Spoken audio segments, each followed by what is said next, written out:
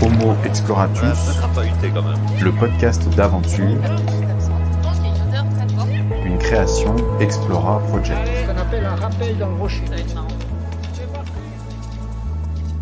Myriam et Pierre respirent la joie de vivre. C'est un couple de voyageurs handi-valides, comme ils aiment le dire.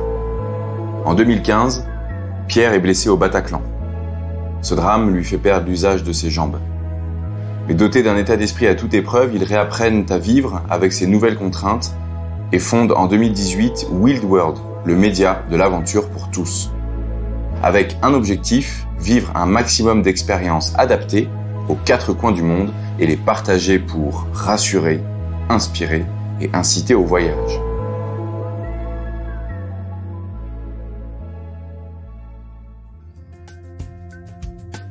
Myriam et Pierre, bienvenue à l'Explora Basecamp.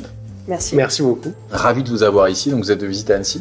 Exactement, on est là pour quelques jours et on avait hyper envie de passer vous voir. C'est hyper sympa, ça me fait hyper plaisir que vous soyez là. On avait envie de vous inviter ici parce que votre histoire est touchante. Ce que je trouve super puissant, c'est votre capacité à tous les deux à trouver une force par les voyages, par l'outdoor, par le dépassement de soi. Comment est-ce qu'on repart à la conquête de son corps, de ses émotions, quand cette expérience de vie nous arrive, quoi. Alors, comment vous êtes rencontrés? Comment ça s'est passé? On s'est rencontrés en juin 2015.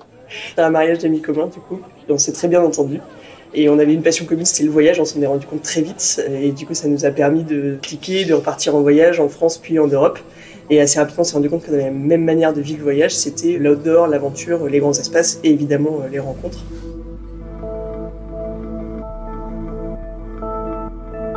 En fait, on a passé 6 mois ensemble avant qu'un petit événement vienne changer tout ça.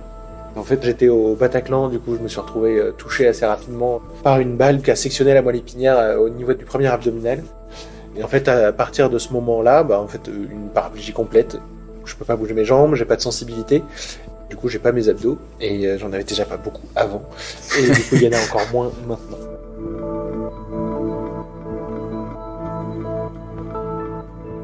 Vous étiez parti avant novembre 2015, déjà en voyage? Complètement. On est parti au carreau d'Arrache, donc ouais. Pas très loin de Samoa. On a visité un petit peu la région. Et cliché, énorme cliché. La semaine avant les attentats, plus ou moins.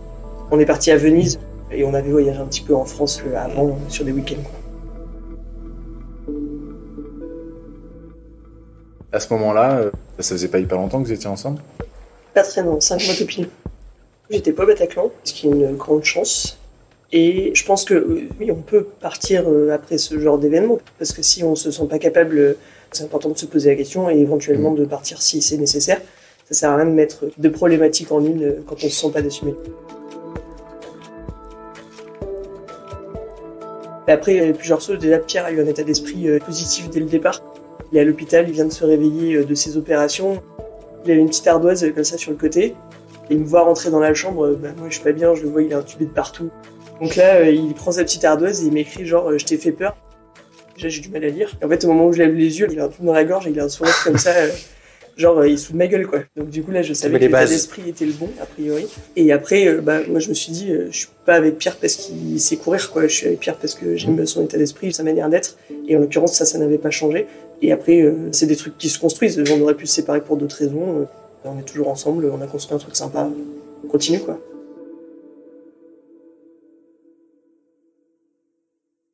À partir de ce moment-là, le fait d'être tous les deux, d'être hyper bien entourés, ça nous a permis de pouvoir nous en sortir psychologiquement et pouvoir se projeter vers l'avenir.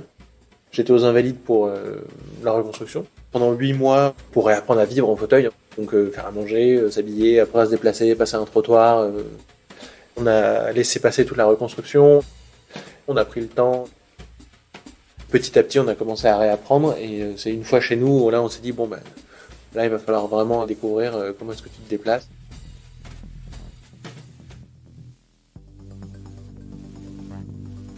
La partie sport, voyage, n'a pas vraiment été abordée. Et donc ça, on l'a vraiment découvert par nous-mêmes.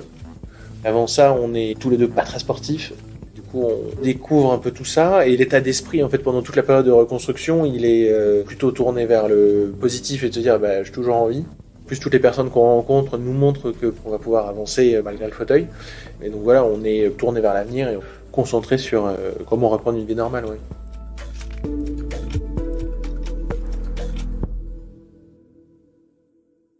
Cette phase de reconstruction faite, tu te dis le sport est super important quand on est en fauteuil. Oui, en fait le sport c'est le truc qui va te permettre d'être autonome. Quand tu es en fauteuil comme moi, j'ai la chance de pouvoir faire mes transferts tout seul, donc quand tu te transfères, c'est à la force de tes bras que tu montes dans ta voiture, que tu vas sur ton lit. Si t'es un peu affaibli ou autre, en fait tu le sens direct et clairement c'est pas à Myriam de venir me filer des coups de main à chaque fois que j'en ai besoin. Et donc clairement c'est si j'arrive à avoir une capacité physique juste sur le haut du corps qui est assez importante, je vais pouvoir tout faire et dans la limite évidemment du possible, mais les capacités vont être décuplées et on pourra encore faire plus de choses à deux si on part en voyage derrière.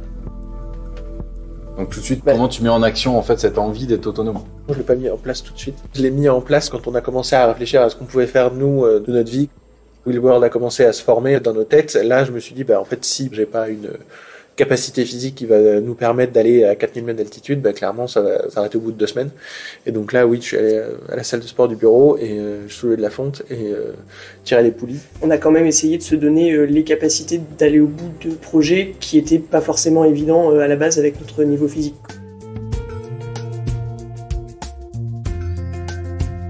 Et après, il y a eu ce projet du coup de Tour du Monde. Ça a duré combien de temps exactement? Ça devait durer 14 mois, ça en a duré 6. Et après, on est reparti sur la France. Et on continue de se déplacer un petit peu comme ça pour mettre en avant tout ça sur notre blog. C'est la naissance de Wheelworld. Ouais. Et donc aujourd'hui, Wheelworld, c'est un blog. C'est des réseaux sociaux et puis c'est une chaîne YouTube.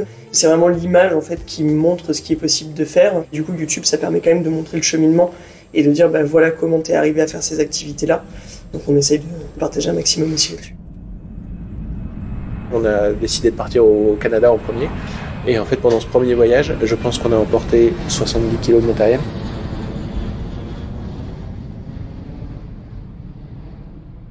Tous nos gros projets sont issus de frustrations qu'on a eues. La reconnexion justement à la nature, à l'outdoor, ça faisait partie des choses qui nous faisaient le plus vibrer avant et on voulait pas perdre ça. Quand on a commencé à voyager, on était hyper frustrés parce que on avait l'impression qu'il fallait qu'on visite plutôt des villes, des endroits qui soient accessibles. Au Canada, ça nous a un peu pourri le voyage parce qu'on voyait les forêts un peu partout et nous on se disait je vais aller faire Montréal parce que la forêt c'est compliqué quoi. On a finalement découvert grâce à une asso qui s'appelle Comme les autres qui a emmené Pierre en séjour qu'on pouvait faire énormément de choses y compris en sport outdoor. On a fait des trucs complètement dingues, on s'est mis beaucoup moins de limites et on s'est dit nous ce qu'on a appris en quelques mois et que des gens n'apprennent jamais, il faut qu'on donne l'info pour leur permettre de faire des choses aussi et de s'enlever en fait ces espèces de barrières psychologiques qui nous disent non tu pourras pas. C'est ça qu'on essaie de faire avec Wheelworld depuis le départ, c'est de détruire ces barrières psychologiques en priorité et les barrières physiques puisqu'on file de l'info sur notre blog pour que des gens arrivent à planifier leur voyage en sachant que c'est accessible sur place quoi.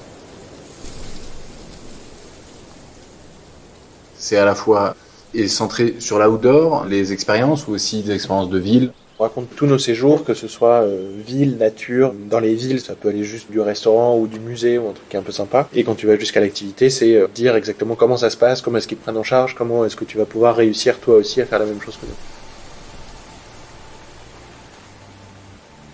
C'est compliqué à quel point de se balader sur cette planète en fauteuil, ne serait-ce que dans les villes, on imagine que tout est simple et peut-être pas tant que ça en fait. On n'a pas vraiment de place pour l'inconnu et pour l'imprévisible quand tu es en fauteuil. Pour le Tour du Monde, on est parti en septembre 2019. Je me suis mis à réserver les hôtels en février pour réserver en avance tous les hôtels d'Amérique du Sud parce qu'il te faut quand même que tu aies à peu près une salle de bain qui soit à peu près accessible dans laquelle tu vas pouvoir rentrer dedans avec ton fauteuil, ce qui n'a pas toujours été le cas d'ailleurs, mais au moins que tu saches où est-ce que tu vas pouvoir un peu te reposer de manière à avoir au moins ton capital énergie pour le lendemain qui est à 100% et pouvoir vraiment profiter de la nature et de ton programme. Parce que si tu galères dans ta salle de bain ou dans ta chambre, en fait, t'es fatigué pour le reste de ta journée. Ça, c'est la planification. Et après, pour tout ce qui est logistique, c'est comment est-ce que tu t'organises avec les gars. Et puis, quand t'as des bonnes surprises ou quand t'arrives sur place, t'avais pas d'infos. Et puis, en fait, les gars sont trop sympas. Et c'est comme ça qu'on vit depuis 3 ans, quoi.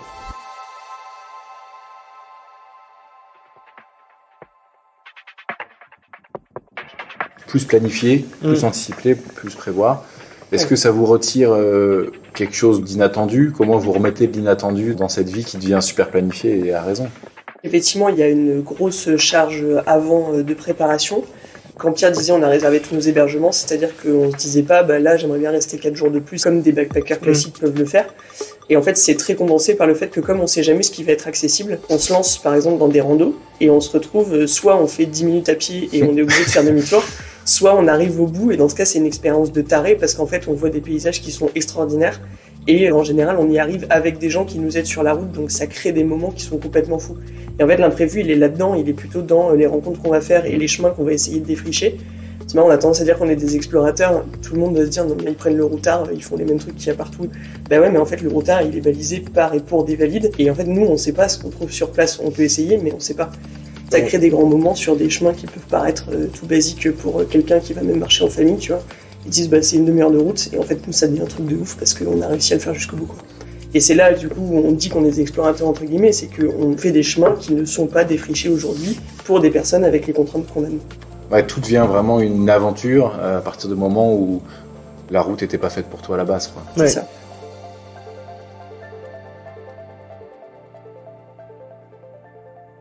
Avec une notion importante qui est celle des rencontres, en fait. Vous mentionnez souvent, l'air de rien, en fait, parce que des gens nous ont aidés.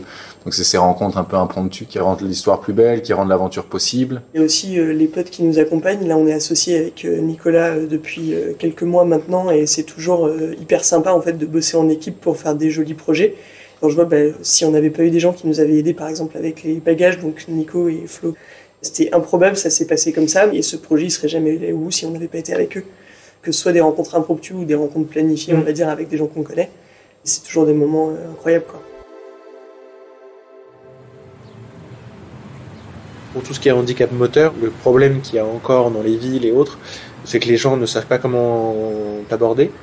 Soit ils considèrent le fauteuil avant la personne, donc il faut déplacer le fauteuil alors que je suis dedans, quoi. Ensuite, il y a les gens qui t'abordent de manière sans filtre, qui considèrent que justement, vu que tu es peut-être plus faible ou autre, on peut te parler de cette manière-là. Donc, qu'est-ce qui vous est arrivé Et en fait, quand on est en pleine nature, les gens ont complètement un regard différent, parce qu'en fait, ils nous voient au même endroit qu'eux, ils ont galéré pour faire la même montée que nous, et en fait, ils nous voient arriver au même résultat.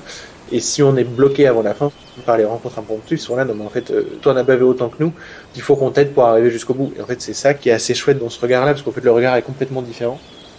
Il faudrait sensibiliser dès le plus jeune âge en fait au handicap, commencer par les écoles pour recommencer à faire une petite mixité sociale, quoi. Et quel est le regard que t'aimerais qu'on ait ? Le meilleur regard des enfants, quoi. Quand on est allé faire des interventions dans des écoles et on leur avait concocté une petite vidéo avec tous les animaux qu'on avait pu rencontrer, en fait la première question qu'ils te posent c'est comment tu mets tes chaussures. Et en fait ils voient pas le problème que peut être le handicap, et il y a un petit qui était venu nous voir à la fin de l'intervention, mais en fait t'es comme nous. Et ben ouais, c'est ça qu'on aimerait que des adultes ou autres aient comme regard, quoi.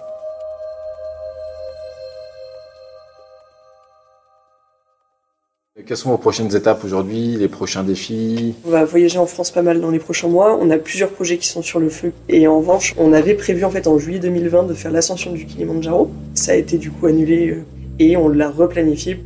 Donc là, dans les prochains mois, pour le coup, il y a une vraie préparation physique à faire. À la fois parce que effectivement, on a un peu besoin de se remettre physiquement en place.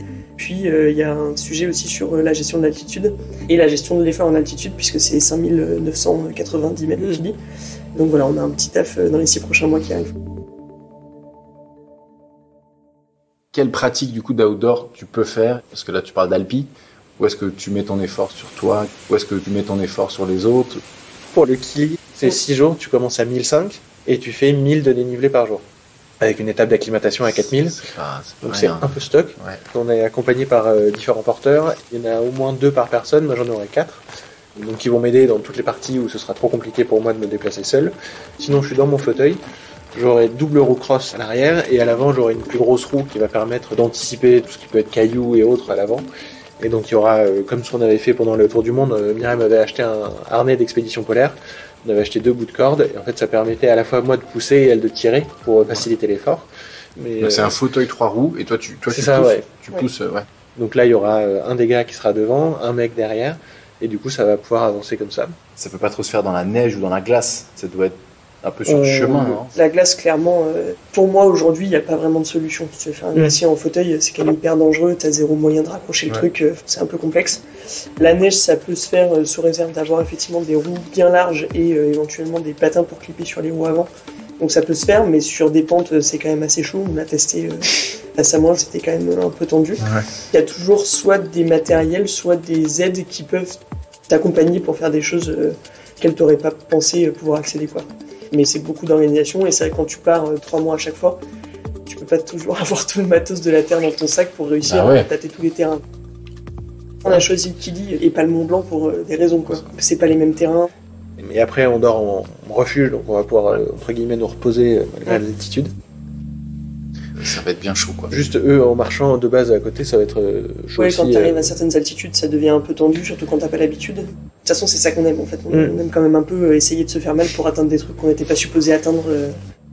On aimerait bien continuer, justement, à rendre, en fait, un petit peu ces aventures plus logiques dans la tête des gens, et pour ça, il faut qu'ils voient plus d'images.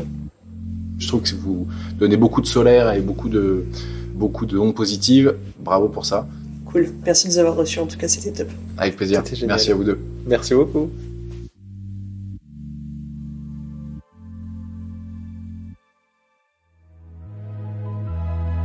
Homo Exploratus, le podcast d'aventure responsable présenté par Explora Project. Retrouve toutes nos expériences sur explora-project.com. Cet épisode a été réalisé par Laurie Galigani.